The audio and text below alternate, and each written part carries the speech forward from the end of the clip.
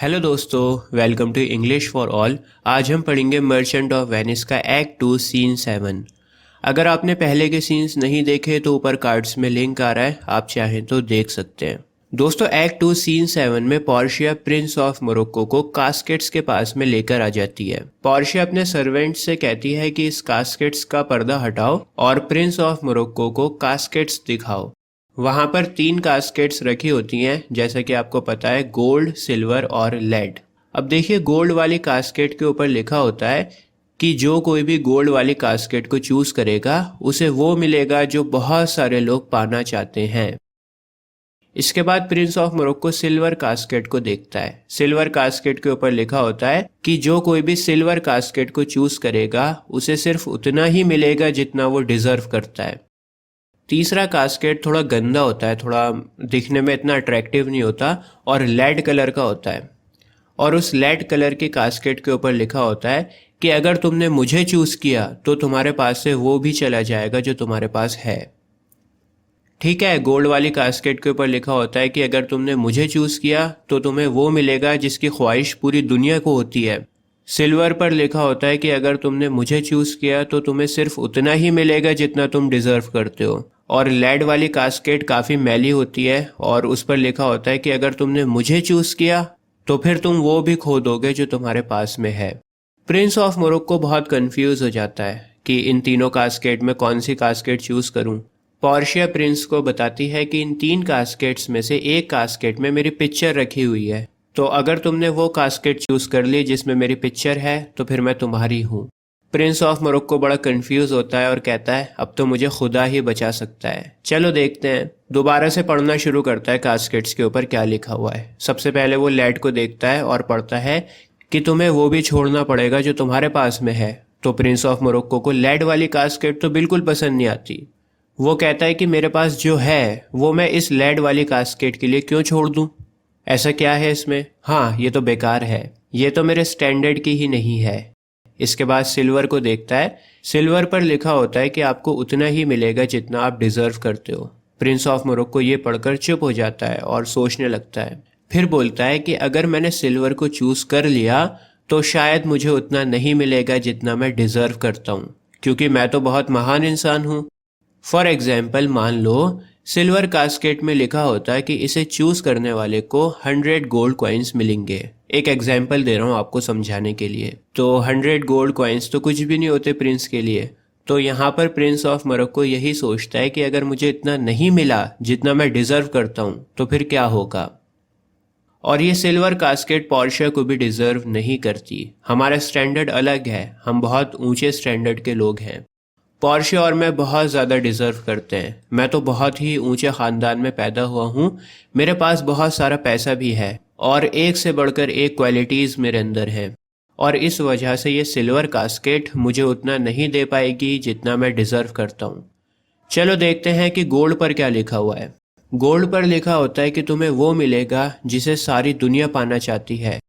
ये पढ़कर Prince of Morocco बहुत एक्साइटेड हो जाता है और उसे लगता है कि गोल्ड वाली कास्केट ही ठीक होगी, क्योंकि पोर्शिया को तो पूरी दुनिया पाना चाहती है। न जाने कौन कौन सी जगहों से लोग आ रहे हैं उससे शादी करने के लिए।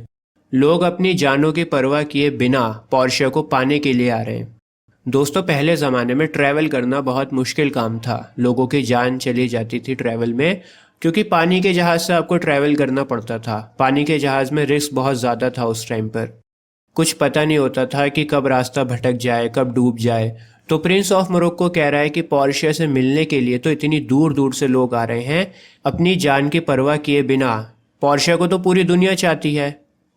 तो प्रिंस ऑफ मोरक्को एक बार फिर सोचता है तीनों कास्केट्स के बारे में और कहता है कि लेड तो पोर्शिया की कास्केट हो ही नहीं सकती और सिल्वर भी नहीं हो सकती, क्योंकि पोर्शिया बहुत ज़्यादा डिजर्व करती है। मुझे लगता है कि गोल्ड ही सही कास्केट होगी। पोर्शिया बहुत प्रीशियस है और बहुत ज़्यादा डिजर्व करती है। इंग्लैंड में एक कॉइन है गोल्ड का जिसके ऊपर फरिश्ते की तस्वीर छपी हुई है, और पोर्शिया भी फरिश्ते से कम नहीं है। तो जिस तरह से इंग्लैंड में सोने के सिक्के के ऊपर फरिश्ते का फोटो छपा हुआ है, उसी तरह से इस वाली गोल्ड कास्केट में भी पोर्शिया का फोटो होगा, क्योंकि पोर्शिया भी फरिश्ते से कम नहीं है। Finally Prince of Morocco gold casket को चूज कर लेता है और गोल्ड कास्केट की चाबी मांगता है। पोर्शिया कहती है ये लो चाबी, और अगर इस कास्केट में मेरी फोटो निकली तो फिर मैं तुम्हारी हूँ। Prince of Morocco gold casket को खोलता है और पता है आपको गोल्ड कास्केट में क्या होता है? उसमें एक स्कल रखा हुआ होता है, एक खोपड़ा रखा हुआ होता है, वहीं पर एक लेटर भी रखा हुआ होता है। तो प्रिंस ऑफ मोरक्को उस लेटर को पढ़ता है। लेटर में बहुत बढ़िया बातें लिखी होती हैं, ध्यान से सुनना, आपको मज़ा आएगा। फर्स्ट लाइन लिखी होती है लेटर में, all that glitters is not gold, हर चमकती हुई चीज़ सोना नहीं होती। ये लाइन इतनी फेमस हुई थी कि आज तक इसे इस्तेमाल किया जाता है और बहुत ही पॉपुलर सेइंग हो गई थी ये। और ये लाइन सबसे पहले शेक्सपियर ने लिखी थी इस ड्रामा में। हम अक्सर बोलते हैं ना कि हर चमकती हुई चीज़ सोना नहीं होती, तो अब आपको पता लग गया होगा कि ये लाइन सबसे पहले कहाँ पर यूज़ की गई थी। लेटर में आगे लिखा होता है कि जो चीज़ें बाहर से बहुत अच्छी लगती हैं वो अंदर से उतनी अच्छी नहीं होती। नौजवान, जितने बहादुर तुम हो, अगर उतने ही समझदार भी होते तो तुम इस कास्केट को चूज़ नहीं करते। हाथ पैरों से तो तुम बहुत ताकतवर हो, बहुत फिट हो, लेकिन तुम्हारा दिमाग अभी बहुत कमज़ोर है। तुमने सही कास्केट को चूज़ नहीं किया है।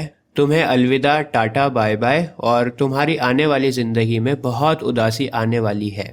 उदासी इस वजह से आएगी क्योंकि अब तुम किसी से भी शादी नहीं कर सकते।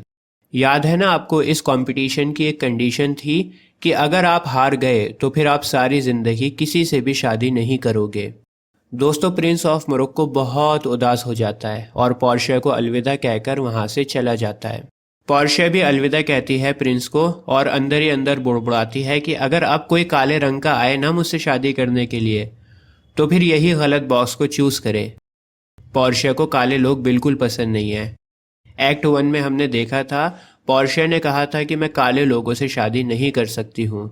तो इसी के साथ हमारा एक्ट 2 सीन 7 भी ख़त्म हो जाता है। दोस्तों, अगर आपको आगे की कहानी देखनी है तो अभी आपकी स्क्रीन पर एक प्लेलिस्ट आ रही होगी। इस प्लेलिस्ट पर क्लिक कर आपको मर्चेंट ऑफ वेनिस के सभी एक्ट्स और सीन्स मिल जाएंगे। आज के लिए बस इतना ही। जय हिंद।